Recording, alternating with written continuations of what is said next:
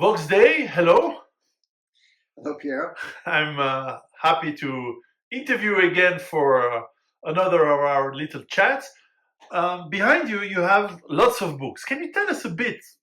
In fact, what's this business about books? Because I like it a lot, but perhaps my viewers don't know about it.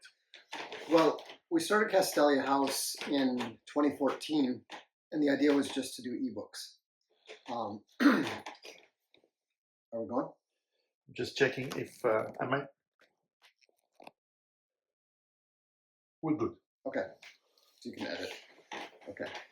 So we started Castelia House in 2014, and we were just going to do ebooks.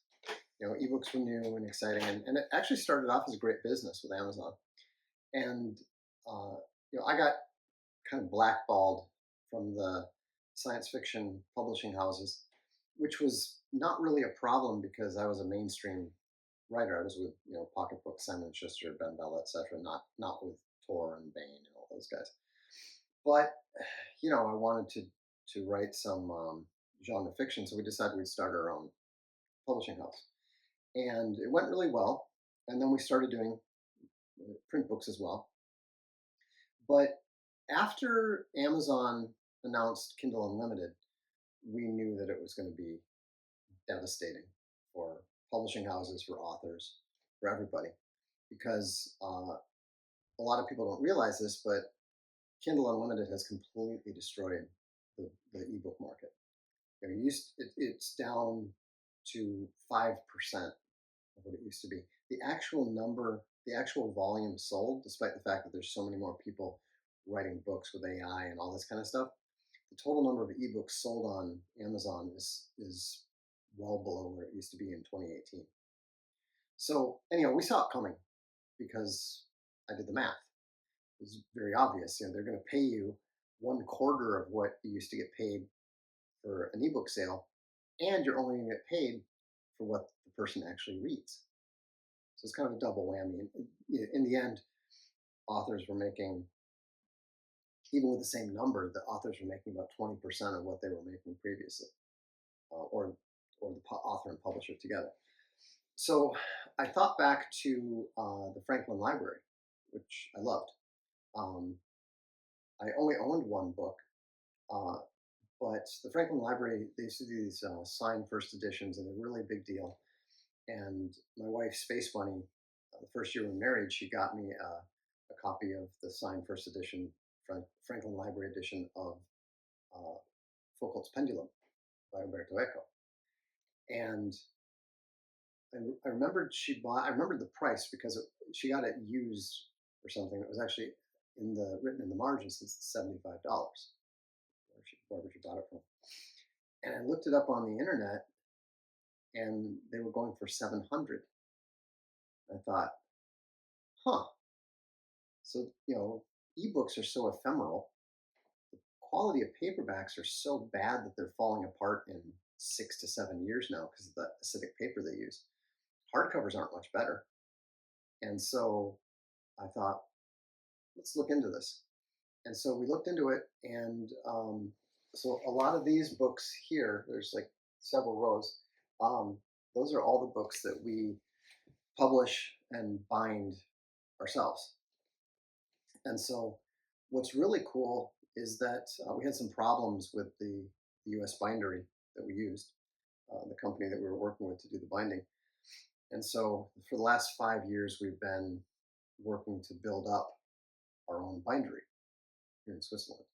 And so I'm very pleased to say that we now have a fully operational bindery, and you can even behold the power of a fully operational bindery.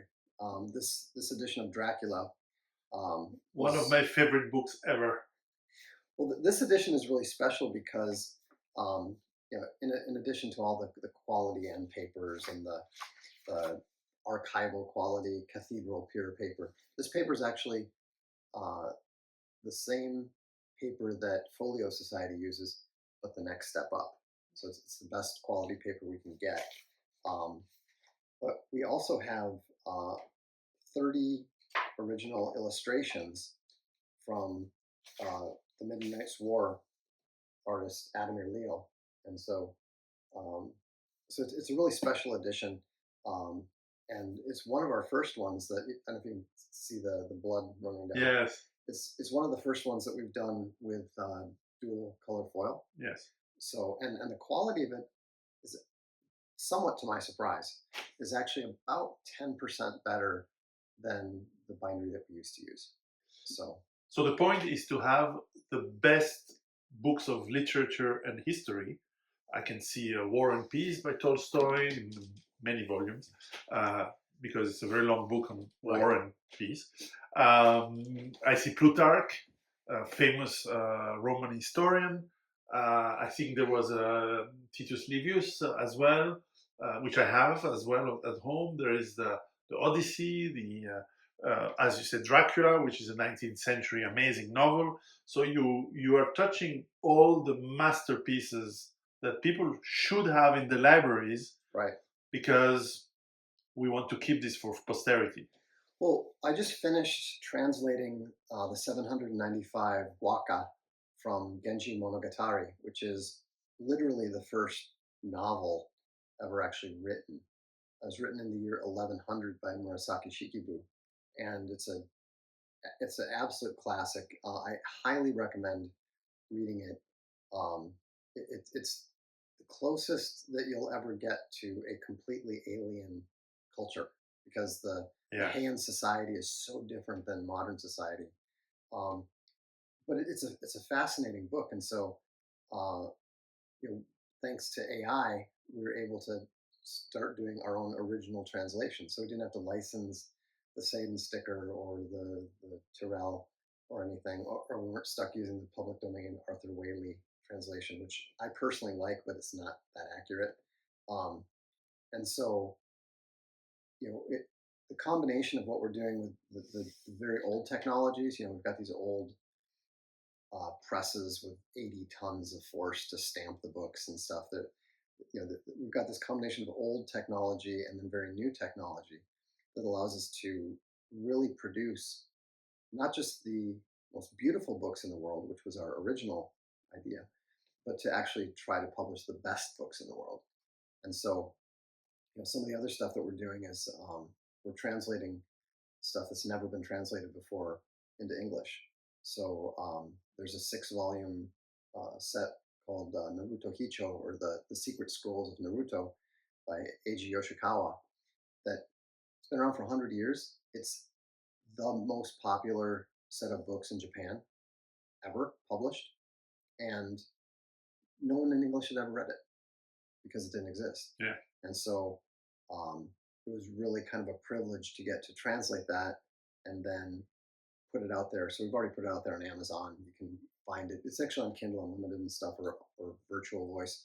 But for the first time in 100 years, people can read it in English, and it's fantastic. I mean, he's kind of considered he's considered the Japanese Dumas, and I might even argue that at least the Secret Scrolls of Naruto might actually be a little bit better. He's got this almost inverted evil Three Musketeers, and the characters are phenomenal. The action is just nonstop. And for young people who like to read mangas or cartoons or anime, they have to go back to this, because these are the sources of all these stories. In fact, there was somebody who was interested in subscribing to our translator list, and he didn't want to do it because he saw Naruto and was like, well, I'm not interested in manga. It's like, Naruto's a city. It's a place. And that place is the name for this book series, because the Naruto scroll is the 6th one. You've got the Kamigata scroll, the Edo scroll, etc., etc. I said the Naruto scroll is the 6th one, and it's the big secret. And so that name is the inspiration for the manga or the Dragon Ball Z, or whatever it is. And it's funny that people know so much about one aspect of Japanese culture. They don't even realize where it came from. Yeah. But so where can people buy these books? Well, the Amazon, the ebooks, from Okay. Amazon. I mean, And these collections? Castalia Library. Castelli If you go to castalialibrary.com, we have a, a daily Substack that keeps you up to date. In fact, like yesterday, we did the poll on 795.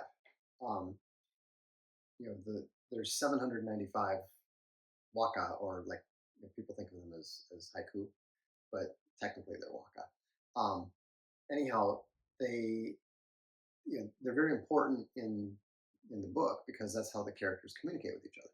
They don't necessarily speak directly; their real messages are in the poems they write to each other. But I was thinking, wouldn't that be a pretty book to have the original Japanese kanji, not the modernized one, but the original Japanese kanji, and then the English translations, and just have like two of them on each page? It'd be a really pretty book. And so I just threw it out there to the readers, and like I think 30% of the people came back and said, "Yeah, we want you to do that." So we'll do it. Excellent. Excellent. Now, to switch gears on following up our last conversation of 5 months ago, there's really three topics that strikes me as very important in the last 5 months, and I'd like to have your point of view on them in whichever order. The first one is the Epstein files. Now it seems that it's not a conspiracy anymore, of course. Not only that, but everybody knows that the Epstein Mafia is actually a tiny bit running the world, or at least the Western world.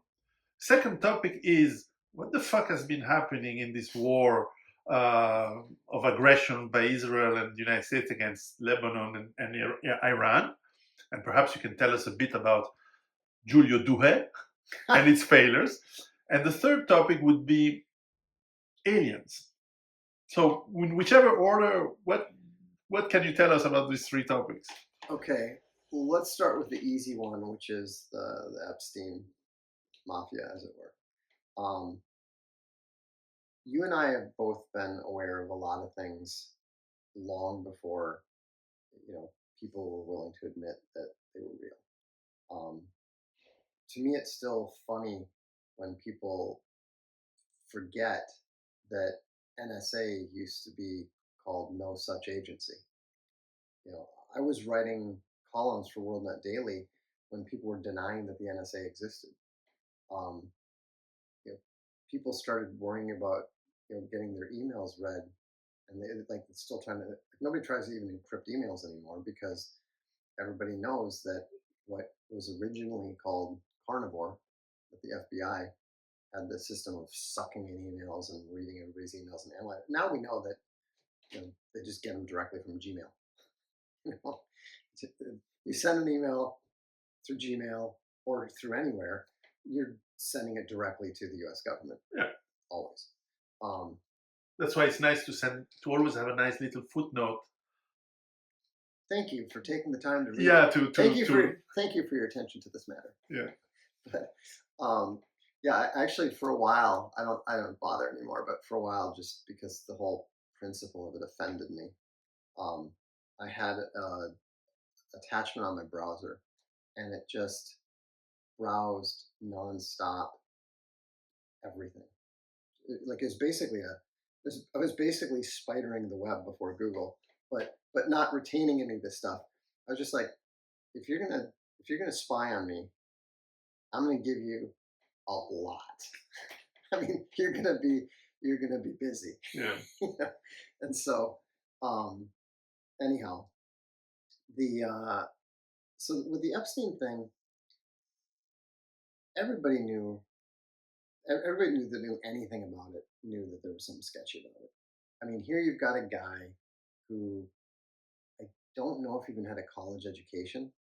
He obviously wasn't that intelligent. He suddenly gets hired by the Victoria's Secret owner and then given a big house in downtown New York. I mean, none of this happens. None of it is organic. And they always try to cover it up, but we all see how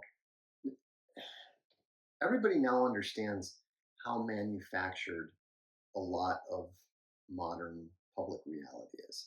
You know, Before AI, everything was already fake. yeah, but AI is not the issue here. You know, the entire clown world is fake and gay. It is. It has been, always has been, always will be. Um, there's so many things that I wish I had known when I was younger. To just not even waste my time. You know, Get angry about.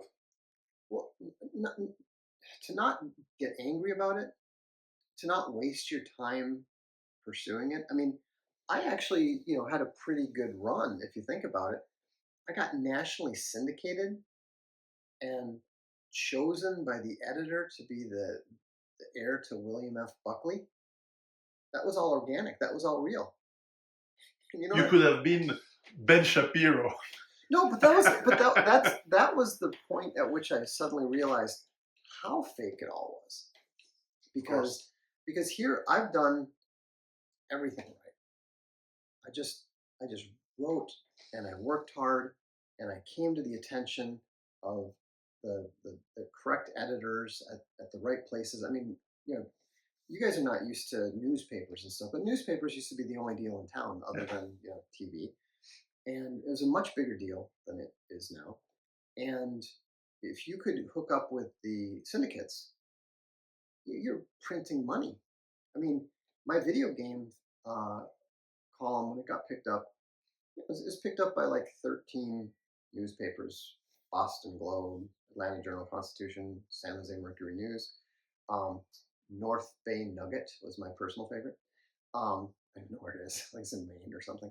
But you know, I was getting, so each column that I wrote, I got like $25 for each newspaper. Well, so I'm getting $25 from the newspaper I write for, because that was the price of the column. But then you're getting 25 times 13. Suddenly, you're making, you're 22 years old, you're playing video games, people are sending you tons of free games, and you've got to play them and write one column a week, and then you get paid like $400. I mean, and then you think about, well, it's going to grow. If this good when I'm in 13 newspapers, I mean, imagine when I'm in 250,000. And that of course used to be the vehicle to television, to book deals, all that sort of thing. So I'm thinking I'm on my way. And then I get picked up. So, and just so you understand how unusual this is, in the entire 112-year history of that newspaper, I was the 6th columnist to ever get syndicated. So, I knew that I was talented. I knew I had what it took. So then after 9/11, I switched to writing opinion editorial, which there's a bigger market for. And Universal Press Syndicate comes in and signs me. And Universal Press Syndicate is the big one. I mean, like, they have the Dear Abby, they have Ann Landers, they had William F. Buckley, they've got Ann Coulter, they're really elite. They've only got a small number of really top-notch writers. So they sign me, and I'm thinking, this is it. But you don't have skeletons in your closet. That's the problem. Do you know how many editors picked up my op-ed column in syndication? One. For 1 week. And they dropped me the next week. Why? Because I had already established inside the editorial world that I was not going to play along. What had happened was I went to, and the thing is, I didn't know. Now I understand, but early on I didn't understand. The Pioneer Press and the Star Tribune, they always had one pet conservative columnist. And I wasn't a conservative, I was a libertarian, but I figured from the point of view of the left media, it's all the same, And so I went in and that was before everyone became a Nazi. Yes. For them. Yes. And you could still express opinions, um, but only one of you. The other, there were always like 6 spots, and 2 of them were reserved for like the big nationally syndicated people from elsewhere, and then uh, 3 of them would be the local lefties, and then one would be a local token conservative. And so, anyhow, the token conservative got a job as got a radio show in North Carolina, and so he'd moved. And I thought, oh, this is perfect. I'm young. I'm probably the only right wing columnist on staff. Um, I'm a good writer. I've already been syndicated, so they know I know they think I'm good. And so I go in and I talk to the editor, and they said, "Oh yeah, um, give us 3 sample columns. Love to see them. We love your stuff." And keep in mind, they like I've got like the full like head, the full picture on every column. They've got billboards with my picture on them in the city, and so I'm feeling pretty confident. I write my 3 columns. I go in and I send him in, and he's like, "Okay, we'll come by in a week." So I come by in a week, and he says, "Just so you understand, I think you're a great young writer." He said, "You're one of the best writers we've ever had, but your work will never appear on an opinion editorial page." I was like, "Why?" He said, let me explain this to you. Our biggest advertisers are the sports teams. A lot of our content is controlled by the sports teams. You wrote a column opposing taxpayer funding for the stadium. That is not a position this newspaper would ever take. And the mere fact that you would think that way means that you are constitutionally unsuitable for this type of role. And notice what he said. My work would never appear on any opinion editorial page. He didn't just say my paper. And so, we know that all of this stuff is pretty carefully vetted. And so, obviously, by writing those sample columns, I had put myself on a list that, okay, you want to write about video games? Go ahead and write about video games all you want. Write about sports all you want. I probably would have been permitted to do sports back then. But opinion editorial? So no baby blood for you. No, none. Just so that's how it works. Like, I mean, obviously that's on a very low level and relatively unimportant level. But think about it. If they're paying attention and vetting somebody who is like would be the most junior opinion editorial columnist at the #2 newspaper in the Twin Cities, can you imagine what kind of vetting goes on to get into like power playing positions in Manhattan? Yeah. And that's where that's where the Epstein stuff comes in, because at a certain point they need to have a hold on people. Like record labels always, they're infamous for supplying girls and drugs to the rock stars, to their bands. Why? Because they want to keep them under control, or at least that control is too strong. Under influence. Yeah. That is why I always thought that, since especially wealthy people are not stupid enough to fall in the trap, like if they were 16 years old, they actually wanted to fall in the trap so that they get to even better network and higher levels of networking. So they wanted to get caught. Well, that's where you go from evil to wicked. Yes. Evil is when you do something wrong and you know better and you shouldn't, but you're weak. You give into your weakness, you give into temptation, and you commit the act. And then later you feel regret, maybe you repent, maybe you don't, but that is fundamentally different than being wicked, where you're thinking, okay, exactly what evil thing do I have to do to get what I want?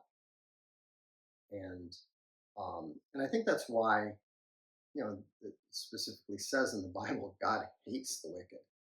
Like, you know, He loves everybody except the wicked. He does not love the wicked, because what they're doing is intentional. Yes. It's aware. Yeah, actually, I don't pretend to be as good as the Bible, but in the book you have here, on my book on fear, I have a chapter on evil, and I actually say that if you commit evil without knowing it is evil, well, you do harm, and you need to repair it. But it's not like you do it on purpose. It's when you know what you're doing, as you just said, as when you're wicked, and actually you know that you're going to suffer, to cause pain. You know that you're going to take resources away from someone through theft. You know that you're going to do body harm to people with rape or murder or torture, knowing that it is painful. You would say it's not hard to know that. But that's really the evil part, and that needs to be fought against. We need to fight against people like that.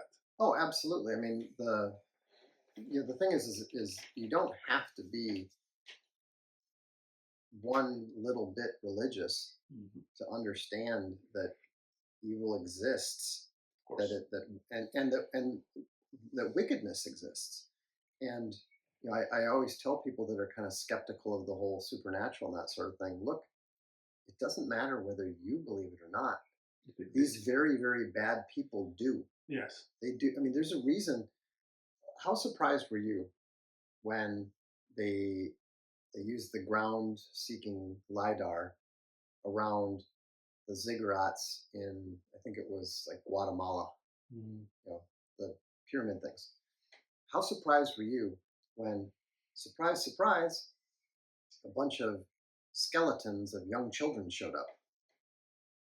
I was not. I was No, expecting it, because that's it's disgusting but not surprising. that's what the old religion is. Yes. I mean, that when people tend to forget, because I think it was actually um, Petrarch who inverted the metaphor, but the whole idea of Jesus being the light of the world, coming in and shining that light on the pagan darkness, that's the pagan darkness.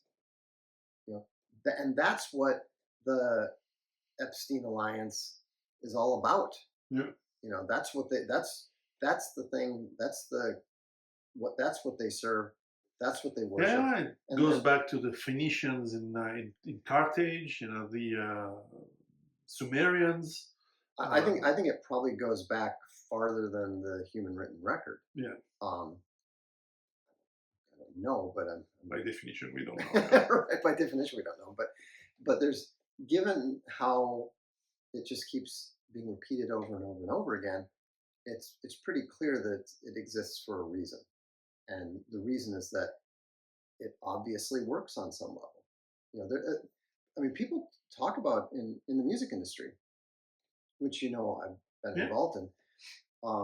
They will actually do rituals over the gold master of the newly recorded single in order to make it a hit. Yeah. Now, I don't know what's going on in Hollywood. I don't know which devil they pissed off, Well, because I used to they're think not it. because they're not making any money I used now. to think it was some kind of fashion, the mumbo jumbo, hippie stuff from the 70s or 60s. But no, it goes further than that. Right. Many writers who were insiders in Hollywood, for example, talk about this in the 1920s already. Right. And obviously now these Epstein files, and as we talked offline before, but it's worth repeating, this is probably just the tip of the iceberg. And this was one division. Division of labor always is important. Well, this was the division of the blackmailing division of the whole project. And there is I was joking, but it's sad and horrible.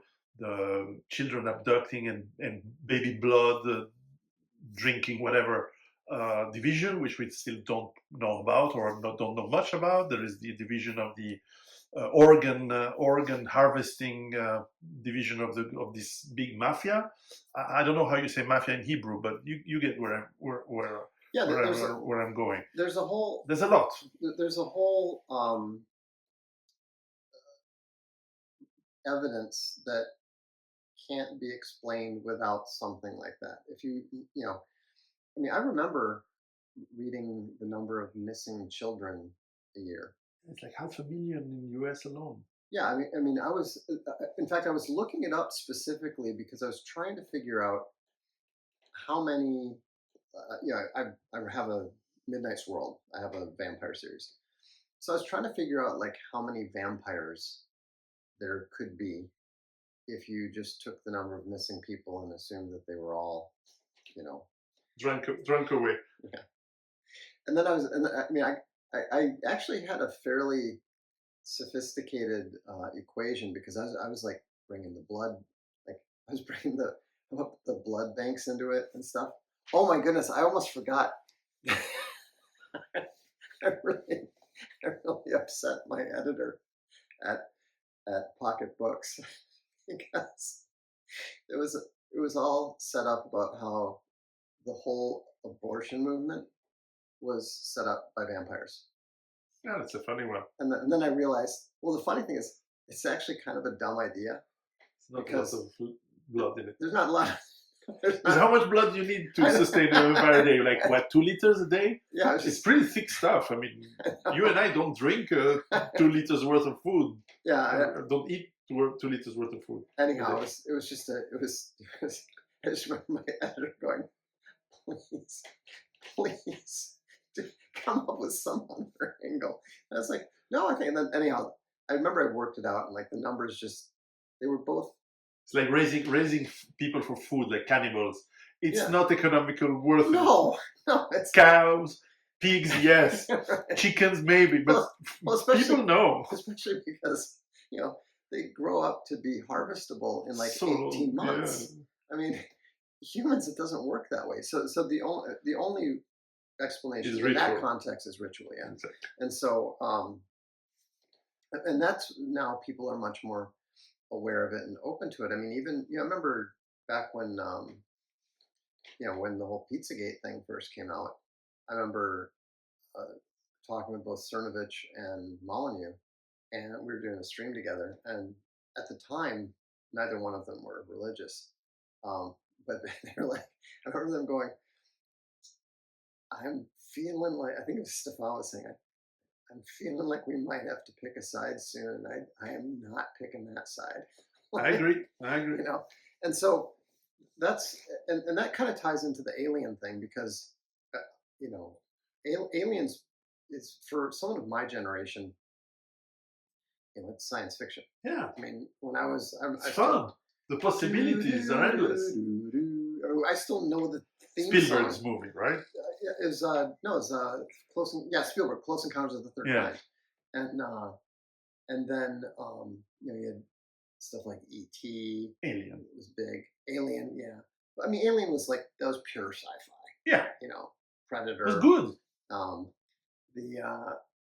Although I still love that scene from, I think it was Predator 2, where the guy pulls out a gun and then suddenly just everybody pulls out. That's such a great scene. But doesn't end well for anybody, but it was a great scene. Anyhow, Werner von Braun said back in, I think it was 1945 or so, that the alien card will be the last card that they have, which I assume he's talking about Clown World. Because when you think about it, it's obvious that Clown World is desperately trying to shut down nationalism. Yes. It's desperately trying to concoct this global governance, and it obviously hates real Christianity. Yes. And the reason I say real Christianity is because they've invaded and subverted most of the organized churches. But the organized church isn't the church. No. It's just, and that's something that's very important. If you're not a Christian, pay attention to. I mean, pay attention to what they're actually saying. if they're saying stuff that is directly opposite from what it says in the Bible, it's just it's an inversion. And when you mention Bible, you mean the New Testament, especially. Yeah, especially primarily. So anyhow, the if you just look at the way that suddenly we're seeing all this alien stuff, we're suddenly seeing, oh, we're releasing the government files, and even in Japan, the Japanese are, releasing some stuff, and they've actually got some really interesting stuff, like from early, like pre-contact, pre-Perry's ships stuff that is. But aliens never seem to enter in communication or contact with Russia or China, right? I don't know. Because I've not seen these two countries releasing anything. Yeah, that's why. Well, that's why I think that it's pretty obviously going to be. They don't like communists. It's going to be a hoax. It's not real. It's not real in the sense that we're talking about actual, science fiction. The beings are probably real, but they're much more likely to just be the demonic entities. Yeah, because let's remind that if you're a believer, whatever your religion around the world, you actually do believe of being that come from other planes of existence, whether they are demons or angels or the Bhagavad Gita. They all have the whole creatures. The whole concept of Buddhism involves illusion. A lot, yes. And so. So it shouldn't surprise us at all. No. Even if it's true. Yeah, even if it's true, and that's why I think it's so. But that's why I think it's so interesting. Why is the U.S. government, in particular, and the Western governments to a certain extent as well, why do they always portray it as, well, this could shake the faith? They're always claiming that it's going to shake the faith of Christian peoples. It's like, so you're targeting Christianity again. I mean, at no point. Well. At no point are they concerned about, what about the Jains in India? There's a lot of Jains in India. What are they gonna? What are the Jains gonna think about the aliens? I mean, presumably, if they won't kill the insects, then they wouldn't want to kill the. Yeah. What about the rabbis? What do they think about this? I have not personally inquired. Interesting. Well, it's not an organized religion anyway, that one. But yeah, so it could be that they use this card. But it seems to me that whereas our generation, let's say 30 years ago, we would have been super excited to hear or see something that would be believable, let's say. Right. Right now, people have absolutely no interest in fact, in nothing whatsoever. I mean, young people, I told my kids, I said, do you think they're going to release information about aliens? They're like, nah, we don't care. Well, because most people today have been demoralized. I mean, and I mean that in every sense of the word. Their moral standards tend to be degraded. Like, we would do stuff that was wrong, but we knew it was wrong. Yeah. When your moral sense gets degraded to the point that you can't tell the difference between right and wrong, you have effectively had your morals excised. Yeah.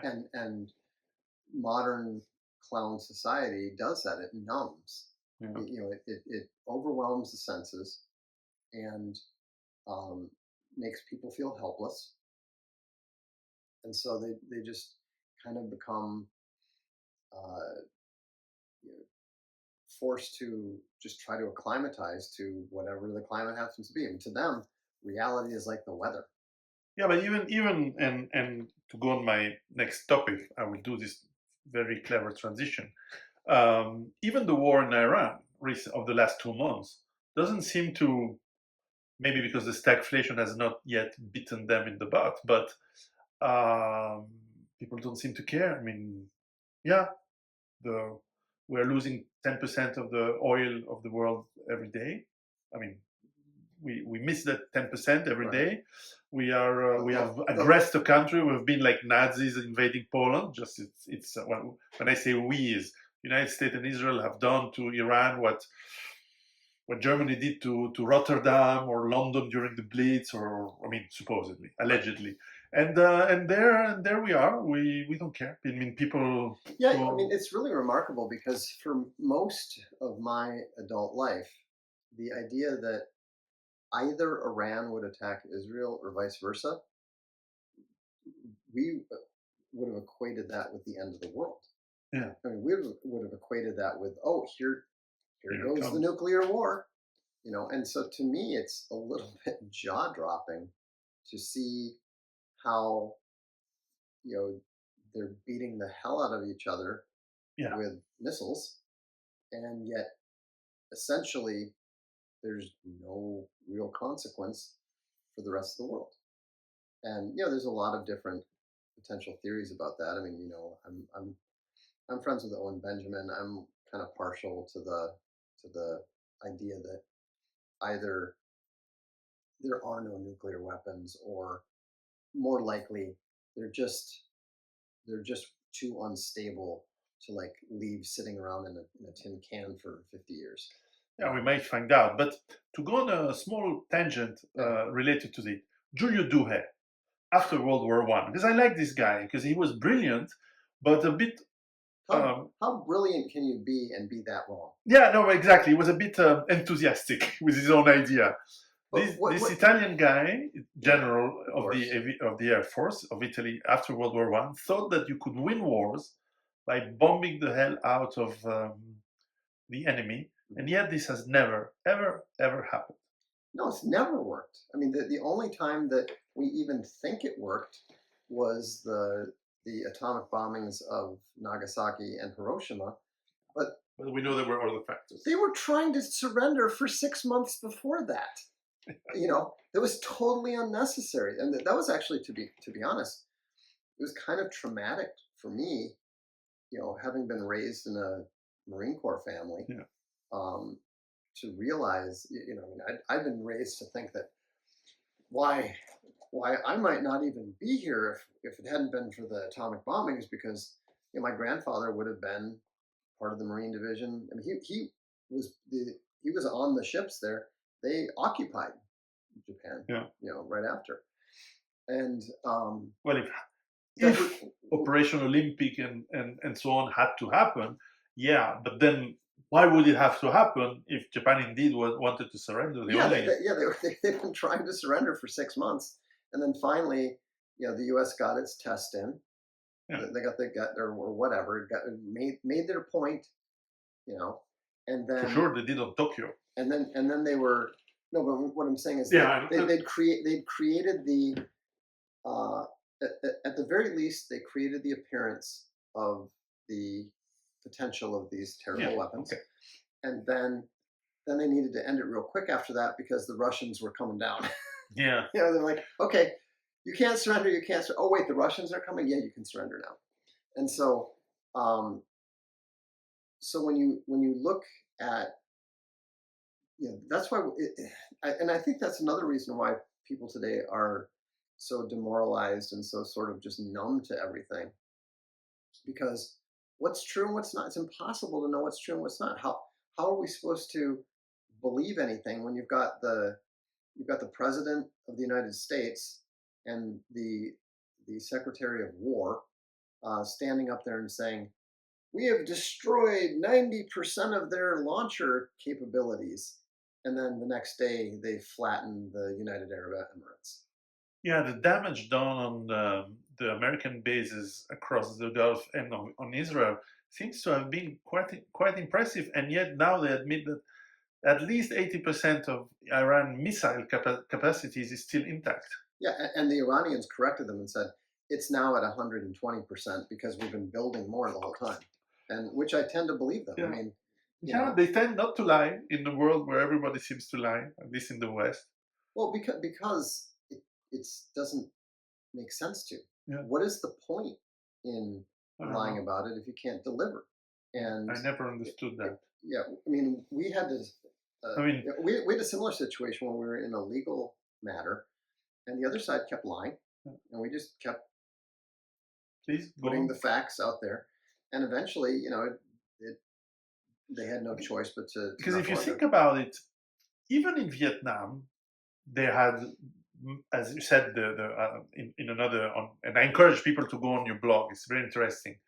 The the damage done by aerial bombing was grossly overestimated. But it wasn't done in bad faith. It was because they thought that, yeah, we destroyed such and such objectives. But in reality, it didn't, because How people can how hide can how can underground. you tell? How can you tell? Exactly. I How can mean, you tell?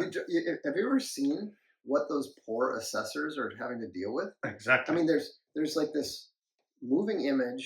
You can't see much, and then there's just a big explosion of dust and smoke. And And then, I mean, there's nothing there. And when you look at, I think one of the most interesting things was Colonel McGregor was talking about when he was commanding his armored battalion, yes, and he was talking after the war to his the Gulf War '91, right? yes, Yes. and he was talking to his counterpart and in the Iraqi Yes. armor, and he said, "Do you remember you guys were bombing the hell out of us?" Um, and McGregor's like, "Yeah, yeah, I remember. We were, In front of them. we were sitting there just waiting, you know, and they're just getting bombed." And he said, he said, "What was your official? What did you have us degraded as?" And the official report was that this particular Iraqi armor battalion had been degraded to 15% capability, and the actual number. And remember, this is in the desert and an armor battalion. So we're talking tanks and big vehicles, right? It only degraded them 15%. Yeah. So it was the other way around. Yeah, and so if you can if an air campaign is only 15% And it was a effective massive one in '91. You over a remember? period, they've been It was bombing them for 30. The Iraqi said, "Yeah, you hit us for 30 straight days, and sometimes more than once a day." And he's like, "Well, how did it?" You know, he said, "You know, we just kept hiding digging. our stuff and you know moving the like they would drag the ones that had already been bombed. They would drag them out to get bombed again."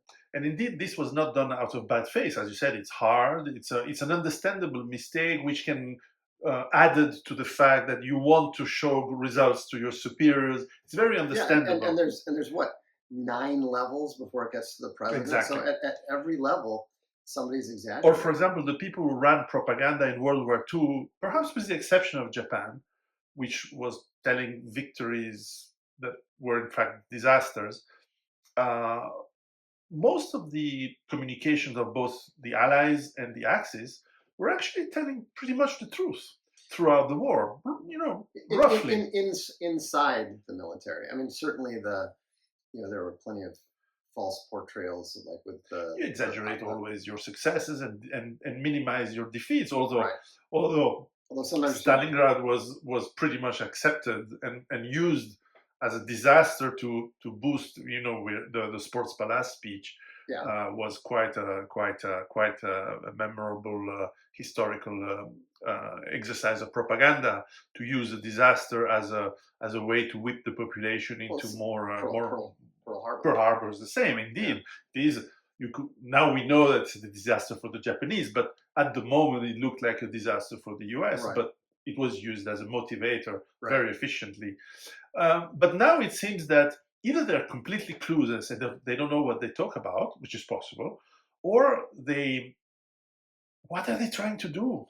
I think that the main thing that they're trying to do is they're trying to use the U.S. military while they can. Okay, The U.S. military is no longer the most powerful military in the world. It's still strong, yeah, it's still formidable, yeah, but it is no longer capable of. It is now obvious to everyone that it is no longer capable of enforcing its will. yeah, it's obvious. And so you know we understood that people always understood that you know the ability to impose anything on Russia was difficult. Um, I think that I mean, even in fact, I've still got to do this analysis, um, present the analysis, but they did a war game just 18 months ago and they still projected that the U.S. would win a war with China over Taiwan. There's no Who did the chance. rules of that war game?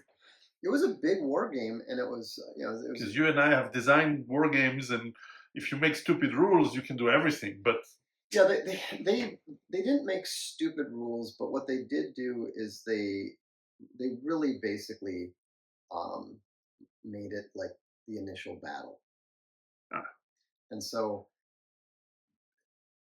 even now I would be skeptical about the battle results because of what we've seen in the Gulf. Because obviously the one thing that was really left out of it was drones, um, and so and that's, to me, that's the biggest thing. I mean, I believe very firmly that we finally have true 5GW. yeah, Drone warfare is 5GW. well, you saw the NATO exercise in Latvia, where they asked Ukrainian drone team to train NATO, and they were used as opposing forces, And wipe them and they out. wiped out a tank, an armored, mechanized brigade of NATO troops in like a day, Right. totally wiped out. And they showed that you don't know how to fight anymore No, in the current battlefield. because they're not. And I think the Israelis are starting to experience the Yeah, same thing. 47 tanks in 2 hours the I other don't day. know if Anyway, it doesn't matter. yeah, But that's for sure, it's the thing is. I mean, again, when you see that's why it's so hard to know what to believe. yeah, You see it's true. you see this. I mean, I don't believe. The one thing that we know is that Israel did not have a cakewalk up to the Litani No, River. not since 2006, not even before that. And to be fair, they have. It shows that the very good engineering of Merkava tanks still seems to save the crews, Right. which is to be commended because that's a good thought. Sure. To make good But equipment. but I had no idea when I was astonished when they launched the invasion of Lebanon. Which Because one? The current the one? current one. Yeah. Because my first thought was, did no one pay any attention to what's happening in Ukraine? Well, it's an invasion of 5 kilometers, so far, Well, I understand now. I mean, but in 2 months. So in it's two, not exactly. It's not exactly. And lots of bombing. 700,000 people displaced, civilians, and all that. Churches and villages destroyed. Okay, but it's not impressive. Let's put it this way. no. So the question is, either they didn't know that they were so lousy at attaining whatever objectives they had, Mhm. or they're completely clueless to the disparity between the objectives they dream to have to that, or another scenario is this is not what it seems. This is not the real war. The real war is the blockade of the blockade is maybe what they want. No, I think. I mean, ultimately, at the end of the day, the real war is the spiritual one. It's the old religion versus the Christian civilization. I mean, that's what the real war is. But um, how all of these things factor into it, they factor in at very, very different levels and have very, very different ramifications. Um, I personally think that it's desperation. I think that they know that the whole plan was originally to. That's why they talk about President Xi Jinping was talking about the Thucydides trap publicly. You have the book just behind you. That's the Folio Society version. We've got a better one. Good. But the thing is that uh, the U.S. and Great Britain avoided the Thucydides trap. They avoided the war because the ruling elite transferred from London to Washington, D.C. That was the original plan, was just to transfer to Beijing. But then the unexpectedly, she ended up taking power, and as we've discussed before, he completely cleaned out the Chinese Communist Party. 88,000 Yes, arrests. purged the army too, which is very interesting. And that's why I said it was interesting that they're just saying, "Oh, she must have a problem. The army's being purged." I'm like, who do you think's purging it? And why? But anyhow, so now you've got China is independent.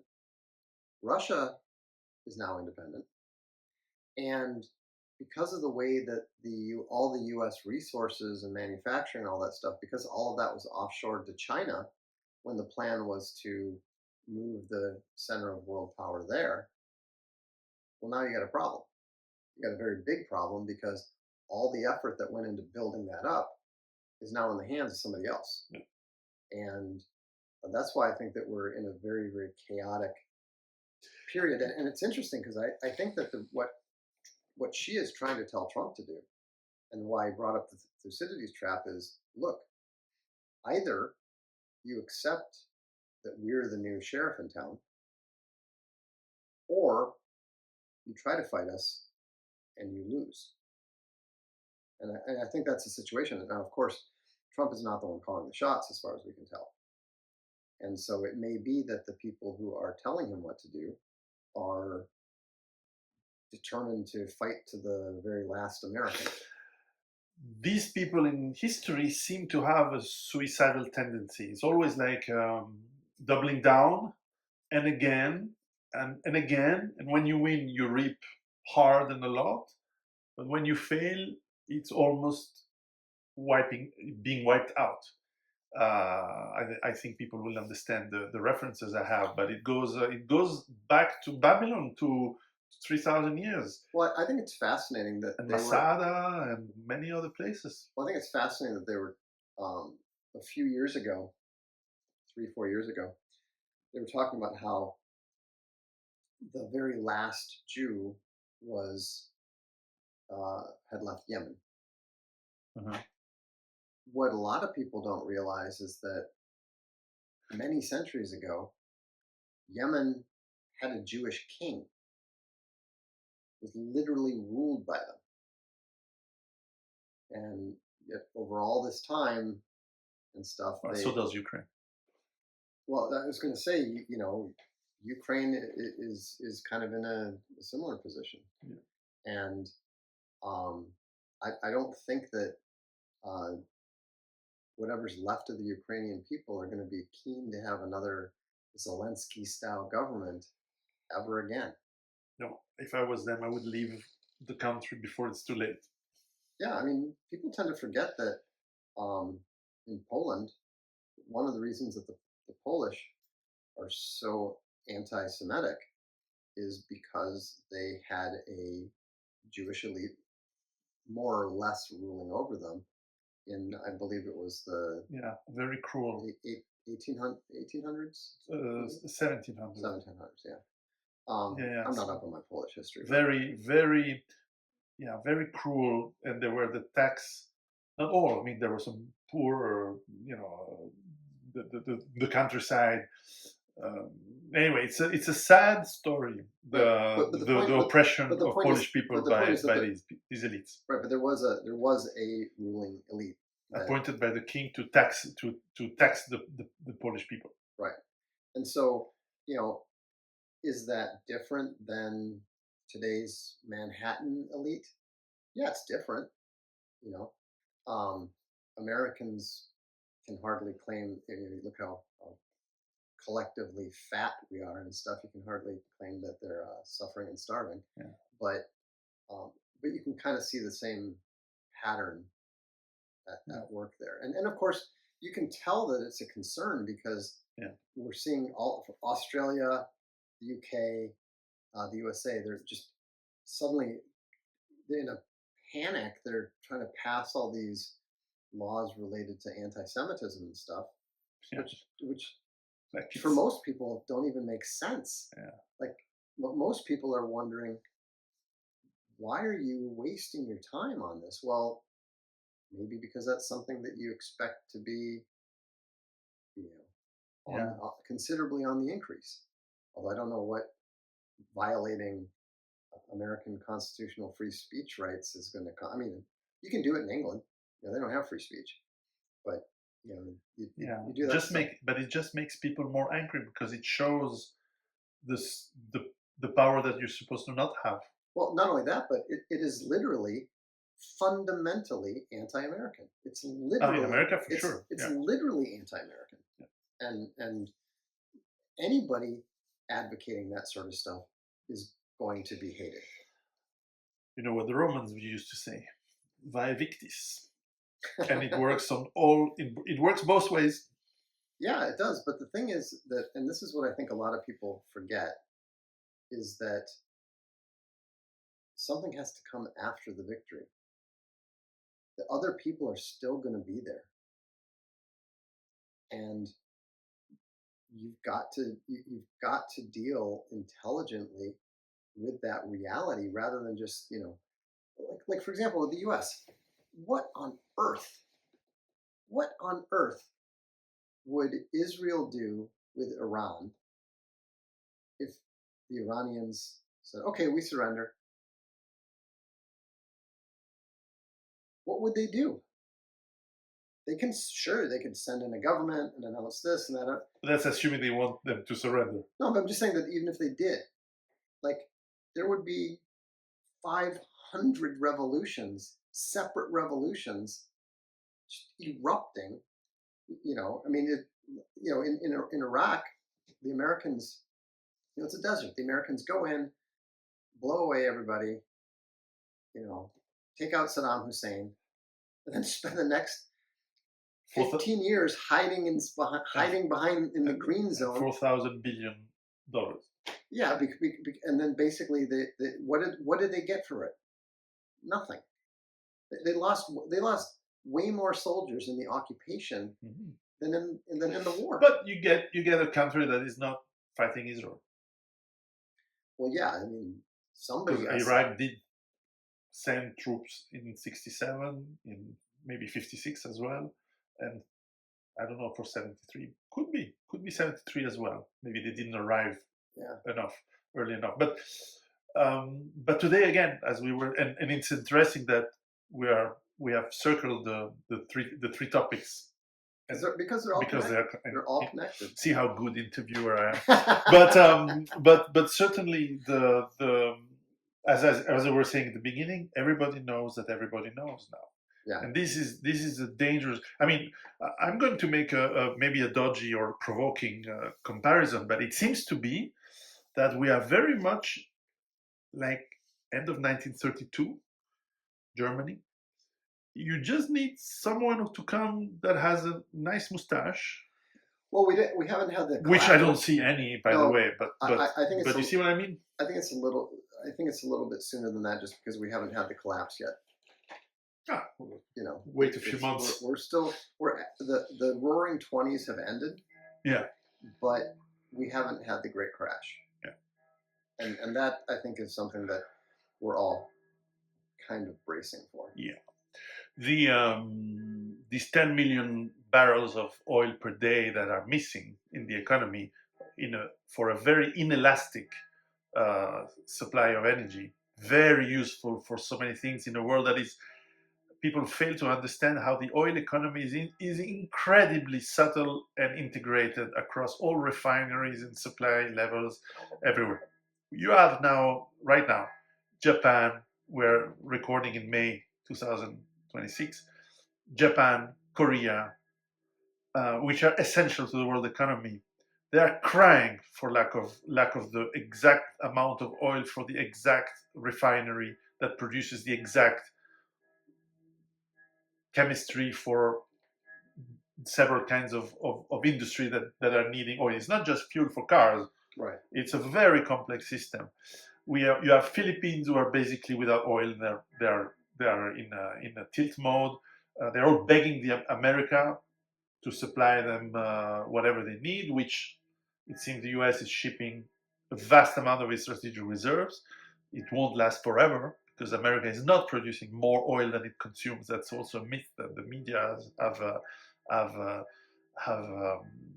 are pushing. It has a mix of, in total, but that's including gas. So natural gas. You know the solution: wind power. Well, actually, getting Venezuelan oil, that's also was something pretty weird, that that remember we're doing this in this or on Christmas, Right. and we say, will there be a war against Venezuela? And we said, nah, it's no way. We were And right. then There wasn't a war. there wasn't a war. It was some weird abduction. Speaking of alien abduction, that was one. Yeah, they kidnapped. But I mean, we now know they did a deal with whoever wanted to kick them out. Yeah. And yeah, the guy is going to be on an island with Elvis and Elvis Presley soon. And Epstein. Yeah, maybe. So to finish, where we started, Epstein, dead, not dead. Well, he might be now, but I think he's in Israel. I think he's dead. He was not so important himself. No, but the corpse that they showed was not him. No, that I agree. So yeah, what do we wish our viewers until the next time we record another one?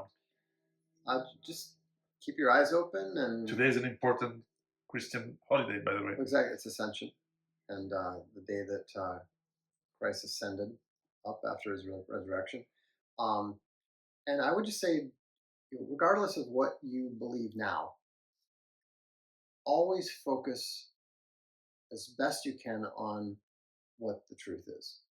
And once, you can't always know, but once you know that someone's a liar, once you know that someone is deceiving you, then at least you know not to believe what those people tell you.